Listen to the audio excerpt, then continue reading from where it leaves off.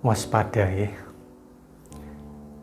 Ini adalah ciri-ciri warung makan terkena serangan santet.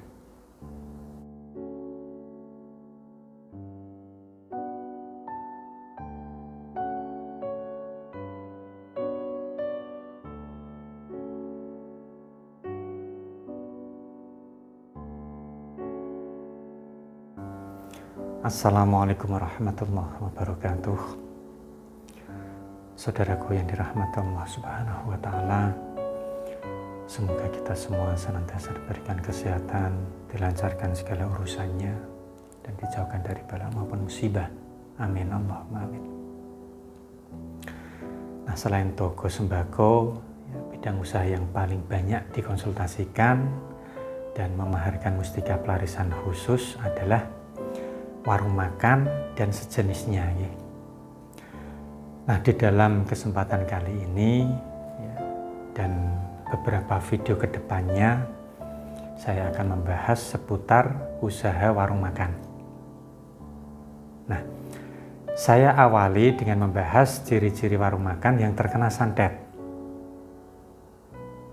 Ya, dalam dunia usaha apapun ya, persaingan itu adalah hal yang tidak bisa dihindari. Nah, termasuk usaha warung makan. Banyak yang menggunakan cara kotor untuk memenangkan persaingan tersebut. Ya, menggunakan energi gaib negatif ya, alias santet ya, untuk menyerang usaha orang lain. Ya, setiap persaingan itu sudah lumrah ya. Tapi menjadi rahasia umum di kalangan pengusaha. Nah, utamanya warung makan ini.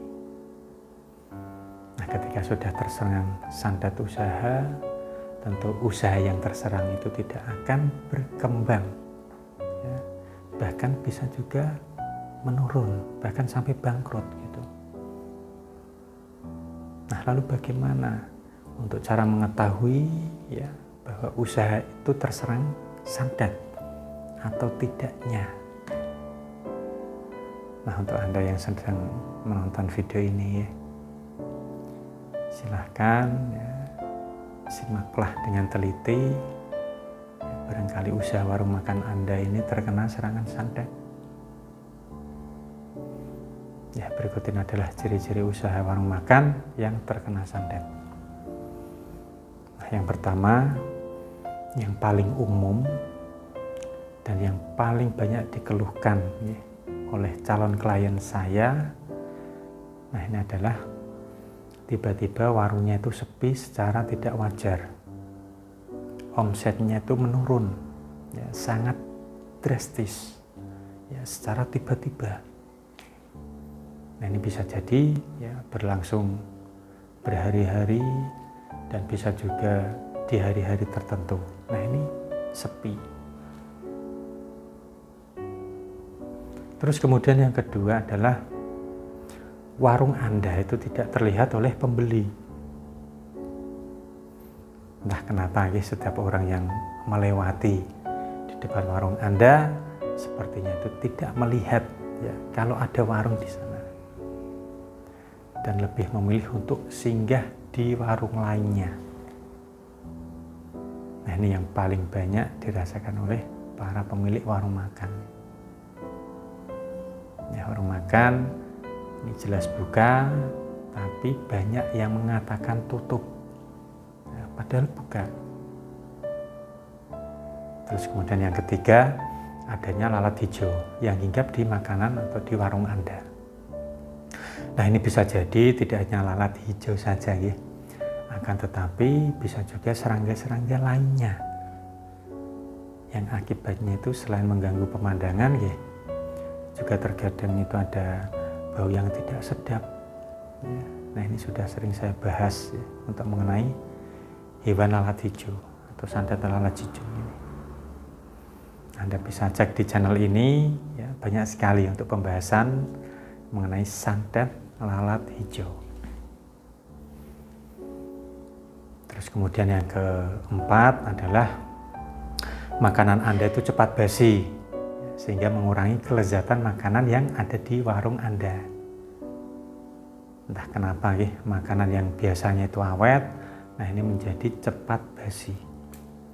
Sekalipun penyimpanannya itu sudah rapi, sudah bagus. Lalu yang kelima, sering terjadi keanehan atau hal yang ganjil di warung Anda. Pernah ya calon saya itu bercerita, di pagi hari ya, tiba-tiba bau harum, selang beberapa waktu menjadi bau busuk. Nah ini pernah juga tiba-tiba di depan pintu itu ada sampah jeruan binatang. Yang kemungkinan besar itu adalah jeruan kambing yang sudah mau membusuk. Dan hal-hal aneh lainnya gitu ya, yang ganjil gitu. Terus kemudian yang keenam, ya, seluruh penghuni warung makan. Nah ini meliputi pemilik, ya, karyawan, bahkan pembeli seperti tidak betah di warung, ingin cepat-cepat keluar ya dari warung. Nah hal ini jika dirasakan satu atau dua orang ya masih wajar ya, tapi kalau sudah menyeluruh, nah ini yang tidak wajar. Lalu yang ketujuh, perubahan selera yang dialami oleh pembeli. Yang semula itu bersemangat untuk membeli makanan, nah ketika sampai di warung makan Anda itu tiba-tiba hilang selera. Nah biasanya hal ini itu ditandai dari pembeli yang tidak jadi membeli di usaha Anda. Nah ketujuh ciri tersebutlah ya adalah sebagian besar yang pernah dialami oleh calon klien saya.